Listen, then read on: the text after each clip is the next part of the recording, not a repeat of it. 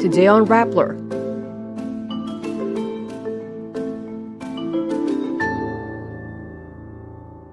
Senator Ping Lacson flags defective flood control projects in Oriental Mindoro and links them to lawmaker Arnan Panaligan.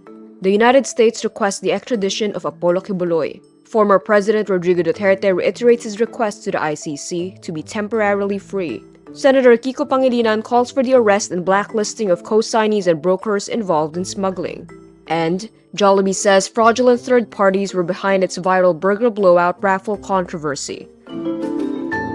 Senator Ping Lacson flags defective flood control projects in Oriental Mindoro. He also questions why they were funded through unprogrammed appropriations released to the office of Deputy Majority Leader Arnan Panaligan, one of the province's congressmen. In a privileged speech, Lacson cites the findings of his office regarding substandard projects in several parts of the country, including Nawan Town in Oriental Mindoro, which received 10 billion pesos in flood control funding for 2025, or about 55% of the province's allocation. Nawan residents have long faced flooding, most recently in July due to heavy southwest monsoon rains. Umaapaw ang pondo pero lubog pa rin sa baha ang mga nauhenyo. Ano nangyari, Mr. President? Kaninong mga bulsa inanod ang buwis ng taong bayan? Lacson adds his team inspected 10 villages in the province, including Barangay Mulawin in Nawan, which got 1.9 billion pesos for flood control. He also points out the same use of unprogrammed funds for flood control projects in the villages of San Jose Nawan and Burbuli Baco. Panaligan denies Lacson's accusation. He acknowledges that the projects may be considered anomalous since they were easily damaged, but he said he wrote to DPWH Secretary Manuel Bunoan last year, calling attention to the destroyed structures. The United States requests the extradition of alleged human trafficker Apollo Quiboloy. Philippine Ambassador to the United States Babe Romualdez confirms the request was filed in June and documents were being followed up now. Manila's justice officials say there's no information yet on the said U.S. request.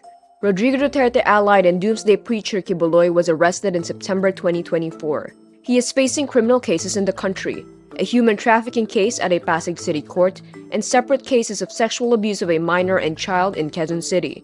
A U.S. extradition is on the table because Quiboloy is also on the Federal Bureau of Investigation's most wanted list since 2021, after he was charged for sexual trafficking. Local rules do not allow extradition of people with pending cases in the Philippines. But DOJ spokesperson Assistant Secretary Miko Clavano notes, courts retain the power to act on cases with urgency, so if circumstances warrant, we may move to resolve proceedings in order not to duly delay a valid extradition request. Rodrigo Duterte reiterates his request to the International Criminal Court to be temporarily free. The heavily redacted request alludes to a final report that would allegedly show Duterte is not capable of hiding from the law, obstructing the investigation by intimidating witnesses, and committing the same alleged crimes. Under ICC rules, if those three risk factors are present, a suspect cannot be temporarily released. Victims and the prosecution have already opposed the request, adding delays would be prejudicial to the case. Senator Kiko Pangilinan calls for the arrest and blacklisting of consignees and brokers involved in smuggling. Pangilinan, who leads the Senate Committee on Agriculture, Food and Agrarian Reform, identified parties allegedly linked to recent seizures of smuggled goods. So technically, kung may basehan at nakita mismo ni Secretary Kiko, nandun mismo si Undersecretary Carag, sila mismo ang nagbuka o nakita nilang binuksan, dapat sampahan na ng kaso at arestuhin na ang mga ito.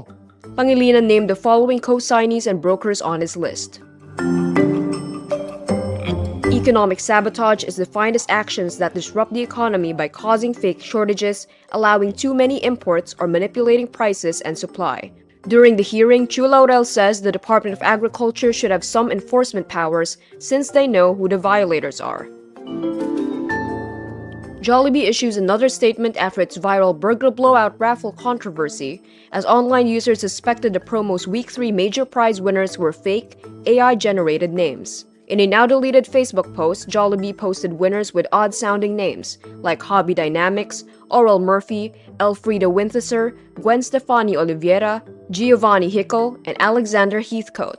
Commenters called the mystery raffle winners confidential fans, a satirical reference to Vice President Sara Duterte's controversial confidential funds. In an update Wednesday night, August 20, the fast food chain says it cooperated with the investigation initiated by the Department of Trade and Industry and found out, quote, fraudulent third parties had deliberately exploited the systems in place by submitting multiple unauthorized entries despite existing safeguards.